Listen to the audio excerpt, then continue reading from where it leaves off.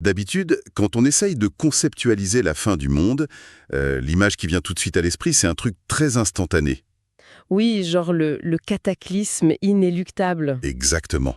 Un astéroïde qui percute l'atmosphère, ou bien une énorme éruption volcanique. En fait, c'est une vision hyper binaire de la chose.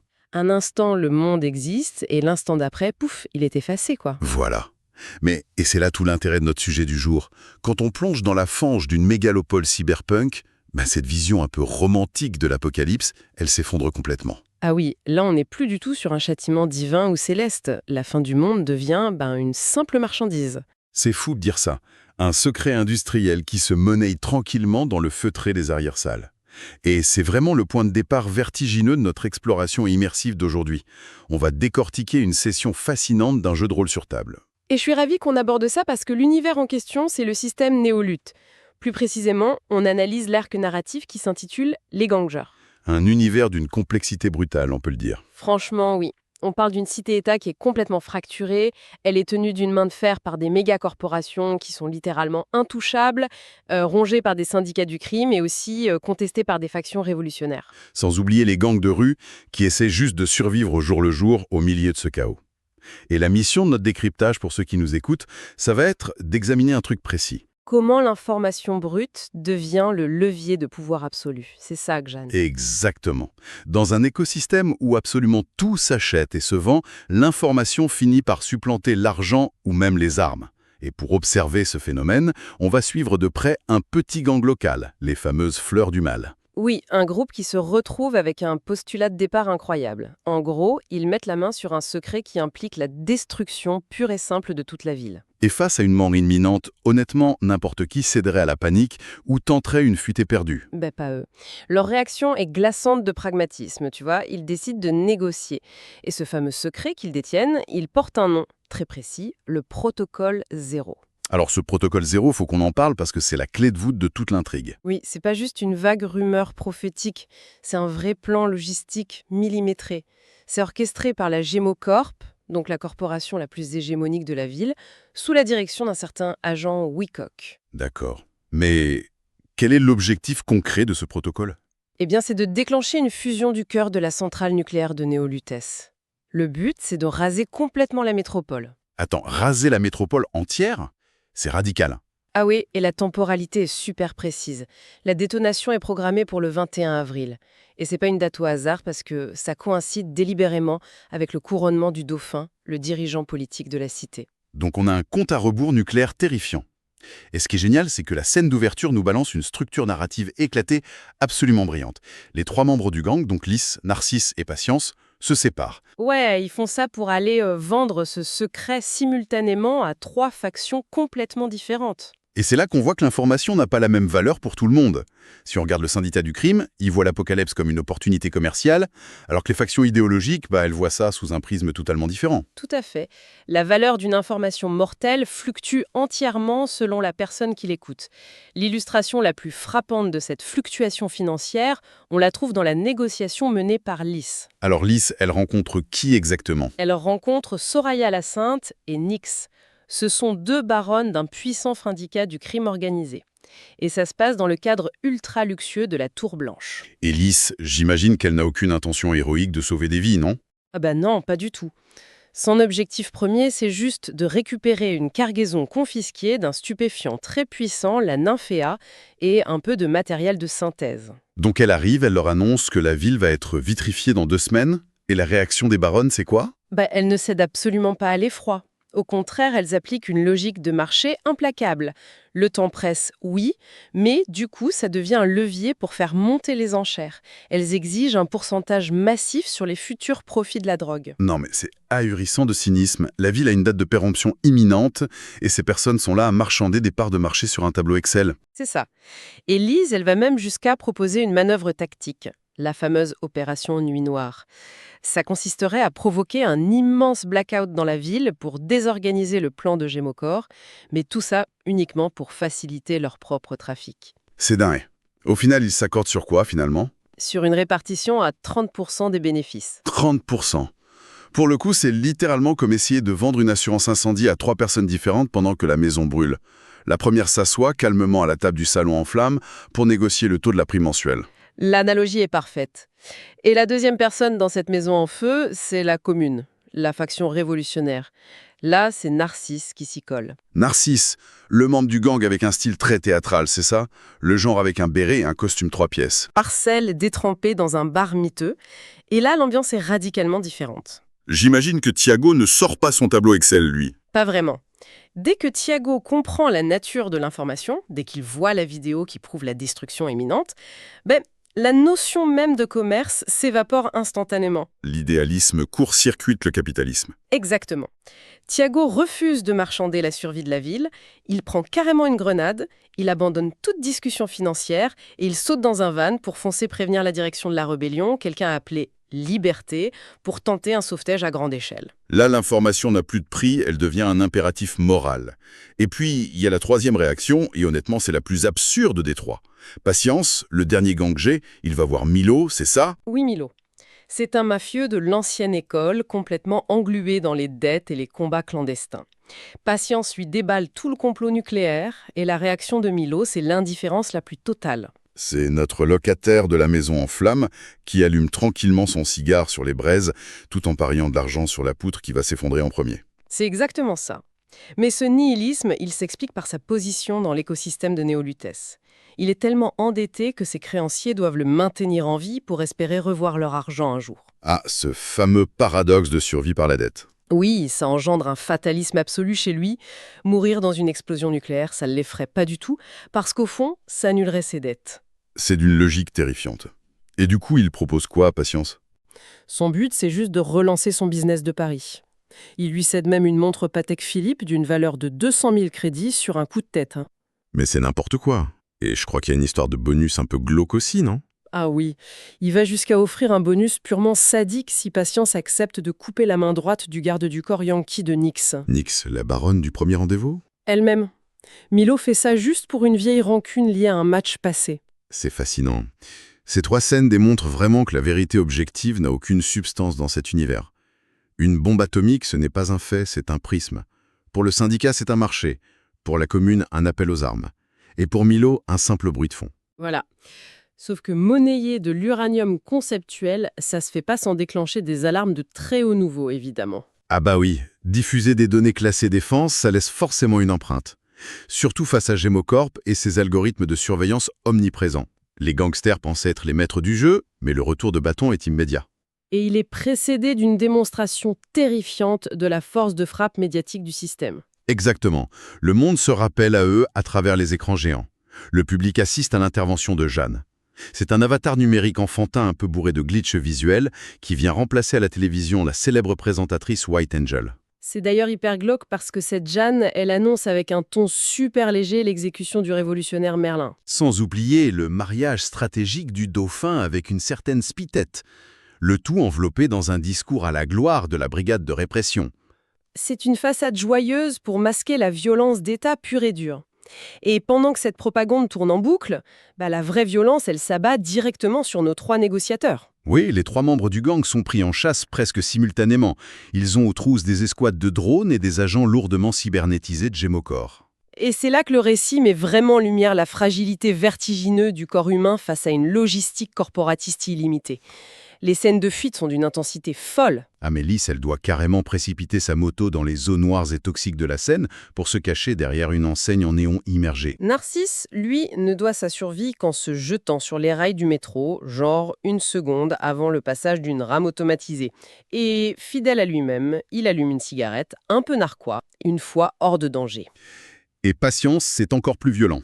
Il s'encastre à moto dans un centre commercial, il survit à un lynchage d'agents d'élite surcybernétisés uniquement en poussant ses propres prothèses mécaniques au-delà de leurs limites pour finir par s'échapper par un escalator. C'est épique. Ils finissent par se regrouper à leur planque, un endroit appelé la serre. Et là, c'est l'heure du bilan. Financièrement, grâce au nihilisme de Milo, ils ont amassé un beau pactole, près de 450 000 crédits. Mais stratégiquement, c'est la catastrophe. Oui. Parce qu'ils réalisent que la commune les a totalement abandonnés par peur des représailles de Gemocorp. Leur isolement est total. Ils ont l'argent, mais ils sont devenus les cibles prioritaires numéro 1. Et là, il faut vraiment qu'on s'arrête sur une faille logique qui m'a sauté aux yeux lors de cette analyse. Franchement, n'ont-ils pas été d'une naïveté confondante? Comment ça? Ils prennent rendez-vous physiquement dans des lieux hyper connus du monde de la nuit pour vendre le secret le mieux gardé d'une corporation qui détient le monopole de la surveillance urbaine. C'est presque un miracle qu'ils n'aient pas reçu un missile de précision sur le crâne en sortant de leur rendez-vous. Alors c'est vrai que ça paraît incohérent. Sauf si on prend en compte un mécanisme de survie intrinsèque au cyberespionnage dans cet univers, ce que le gang nomme la compartimentation. La compartimentation? Oui, à Neolutz, le concept d'invisibilité, ça n'existe tout simplement pas. Les caméras, les traceurs, les puces RFID, tout est enregistré en permanence. Donc la seule méthode pour survivre, c'est de fragmenter les paquets de données. C'est un peu le principe du jeu de Bonetto, mais à l'échelle numérique en fait. Voilà, c'est une excellente image. La méga-corporation sait qu'une donnée sensible est cachée sous l'un des gobelets. Mais le gang déplace ces gobelets, donc les lieux, les acteurs, les fragments du plan, à une vitesse telle que les algorithmes n'arrivent pas à reconstituer l'image globale avant la fin de la transaction. D'accord. Donc Gemocorp a pu déclencher une traque seulement après les rendez-vous, parce que leurs algorithmes ont enfin détecté des anomalies dans les flux de déplacement. Exactement. La compartimentation initiale leur a octroyé les quelques heures d'avance nécessaires pour négocier. Le souci, c'est que pendant que le gang gère cette menace nucléaire, un danger bien plus pernicieux vient frapper directement à la porte de leur planque. Et ce danger a un visage bien connu, celui de White Angel, la fameuse présentatrice vedette qui était prétendument partie se reposer sur les plages de Zegema Beach. Oui, elle arrive à la serre cachée sous une capuche. Et quand elle se découvre, le texte décrit une beauté d'une perfection telle qu'elle paralyse littéralement la pièce. Ça provoque même l'émoi chez Marcel, un garde du corps pourtant stoïque. Mais ce qui est bouleversant, c'est pas sa beauté, c'est son traumatisme. La réalité de ces fameuses vacances est juste atroce. Le récit s'aventure ici dans ce qu'on pourrait qualifier de véritable horreur biomécanique. White Angel révèle qu'elle n'a jamais quitté la ville. Elle a été enlevée, c'est ça? Oui, enlevée et soumise à un processus de purge d'une violence extrême.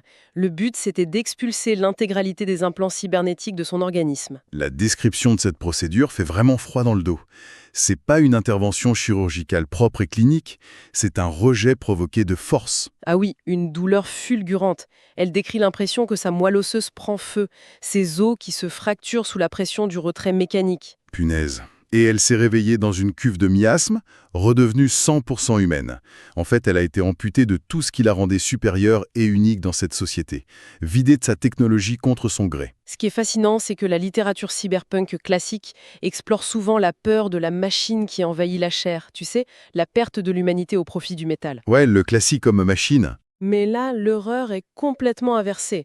Dans ce monde où les implants sont obligatoires pour la survie, l'ascension sociale et même l'identité, se voir arracher sa cybernétique, ça équivaut à un meurtre social. C'est une rétrogradation évolutive forcée.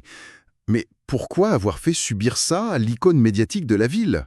Eh bien, ça révèle l'ampleur d'un complot bien plus vaste, connu sous le nom de projet Elyséum. Et c'est là que l'apocalypse prend une tournure diaboliquement subtile. Ce projet Elyséum, soutenu par la puissante famille Goldman et le futur dirigeant, le dauphin, il repose sur un élément du quotidien totalement absurde. Des croquettes. Des croquettes de synthèse, oui. De la nourriture bas de gamme, aromatisée au chocolat pistache ou au Périgord, qui est distribuée gratuitement à la population. L'excuse officielle, c'est d'éradiquer la famine dans les bas-fonds, j'imagine. Exactement. Mais White Angel révèle la supercherie. Ces rations alimentaires contiennent en fait une drogue redoutable, conçue pour atrophier chimiquement le libre arbitre et rendre les masses totalement dociles. Ah oui. Contrôler une métropole par l'estomac. C'est brillant et terrifiant. C'est ça qui décortique les véritables mécanismes de l'asservissement. Tenir des millions d'habitants par la force militaire ou la menace nucléaire, ça demande des ressources dingues. Et ça crée forcément des rébellions. Alors que si tu combles les besoins primaires, tout en instillant un sédatif cognitif puissant, la rébellion devient physiologiquement impossible. C'est le pouvoir absolu par l'engourdissement. Franchement. Pour ceux qui nous écoutent, c'est l'équivalent de la pilule bleue de Matrix, sauf qu'ici, on te la sert sous forme de croquettes pour chiens parfumées au chocolat pistache. La dystopie s'infiltre tranquillement par le système digestif. Et c'est là que ça devient intéressant pour notre gang. Patience, qui consommait machinalement ces croquettes, comprend soudain l'origine du brouillard mental qu'il ressentait. Et cette révélation va faire émerger une idée tactique foudroyante. La naissance du fameux projet Lutèce. C'est le pivot stratégique de tout l'arc. L'information cesse d'être une monnaie d'échange pour devenir une arme de destruction massive. Le raisonnement de Patience et Lise est purement empirique. Ils se disent, si nos ennemis ont synthétisé un composé capable de purger violemment la cybernétique d'un organisme comme sur White Angel, et que cette substance s'apparente à la nymphéa bleue qu'ils convoitaient, pourquoi ne pas l'utiliser à grande échelle? Le plan se dessine au marqueur directement sur la carte holographique de la ville. Au lieu d'essayer de stopper le plan de Gemocorp avec la centrale, ils vont s'en servir. Oui, ils décident de laisser l'agent Wukong s'infiltrer dans la centrale nucléaire, mais d'utiliser l'opération Nuit Noire pour déclencher un immense blackout de l'infrastructure électrique. Et ensuite, À la faveur de cette panne, qui va bien sûr abaisser toutes les protections des réseaux corporatistes, ils prévoient de vaporiser la substance neutralisante dans tout l'écosystème de la ville. l'objectif, c'est de déclencher un choc anaphylactique technologique chez 90% de la population. Ils veulent créer un vrai tabula rasa, forcer le rejet des implants de tous les habitants en une seule nuit. Mécaniquement, c'est redoutablement cohérent. Les implants nécessitent des calibrations chimiques constantes pour pas être rejetés par le système immunitaire. Sans serveurs médicaux pendant le blackout et avec la substance dans l'air, c'est le rejet massif garanti. Un nivellement par le bas brutal et irréversible.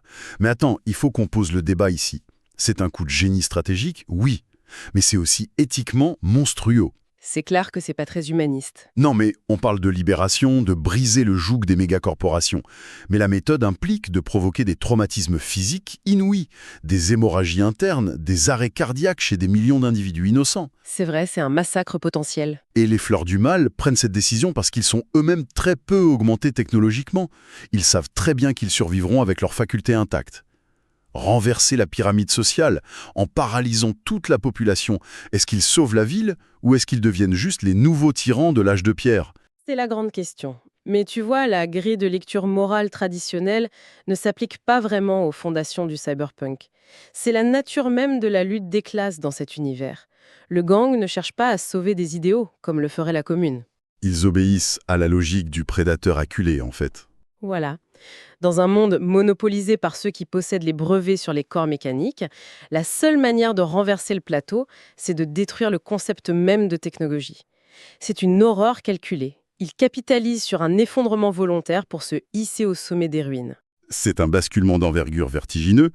En quelques heures, on est passé d'un marchandage mesquin pour de la drogue à la planification d'un chaos à l'échelle métropolitaine. Et les scènes de clôture de l'épisode illustrent parfaitement le poids de cette décision sur la psyché des personnages, juste avant le point de non-retour.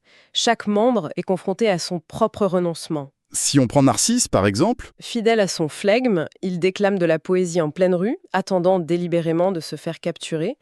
Il est jeté dans un van avec un sac sur la tête et il émerge dans un luxueux penthouse face à un homme de dos et une femme en robe de soirée. et sa seule question, c'est liberté. Oui, il touche au sommet de la hiérarchie rebelle, prêt à jouer sa dernière carte politique. Le contraste avec Patience est hyper marquant. On le retrouve dans les sous-sols crasseux d'une salle de boxe. Il coach de jeunes combattants 100% organiques qui s'acharnent sur des sacs de frappe. Et il regarde ses propres jambes métalliques avec beaucoup de regret, non? Ah, totalement. Il y a une profonde amertume. Il réalise que sa réputation d'intimidateur repose sur cette technologie qu'il s'apprête à désactiver. Pour paralyser ses ennemis, il doit accepter de ne plus rien valoir face à ces jeunes combattants. Il programme sa propre vulnérabilité. C'est tragique. Et la scène finale avec Lys offre une conclusion poétique à toute cette violence. Elle est sur un toit de style haussmannien, sous une pluie battante qui lave la ville. Une scène magnifique. Isolée sous les déluges, elle effleure la base de son propre implant cérébral avec une tendresse inattendue. Elle murmure à sa machine. Elle lui demande de tenir le coup pendant la purge, c'est ça, hein? Exactement. Elle s'excuse presque pour la violence du redémarrage à venir et lui promet de l'emmener dans un monde libéré. Un ciel plein d'étoiles, pour reprendre ses mots. Cette promesse chimérique, elle nous amène à une réflexion sociologique fondamentale pour clore cette analyse. Le récit nous place face à un dilemme écrasant pour quiconque écoute. Quelle est cette pensée finale qui se dégage selon toi? Eh bien, d'un côté, on a le pouvoir central qui distribue des croquettes narcotiques pour annihiler le libre arbitre. De l'autre, la rébellion organise la désactivation brutale des corps mécanisés pour briser cette élite. La question c'est, si les croquettes manipulent la volonté de l'esprit et que les implants dictent la puissance du corps, la véritable liberté passe-t-elle nécessairement par la destruction du corps et de l'esprit augmenté ? Le projet Lutèce, c'est finalement amputer la ville de son évolution pour pouvoir la gouverner. Voilà, dans un monde hyper connecté, la seule façon d'être libre est-elle de débrancher la prise, quitte à en mourir? C'est une question saisissante et ça résonne tellement avec notre propre rapport à la technologie. L'Apocalypse a commencé comme une monnaie d'échange. Et on découvre que l'arme ultime, c'est la volonté d'effacer les progrès d'une civilisation pour en redessiner les chaînes. C'est ici que s'achève notre exploration immersive dans les entrailles de Néolutès. Un grand merci d'avoir suivi cette analyse approfondie. La frontière entre la survie et la tyrannie est parfois aussi fine qu'un câble de fibre optique. À très bientôt pour un nouveau décryptage.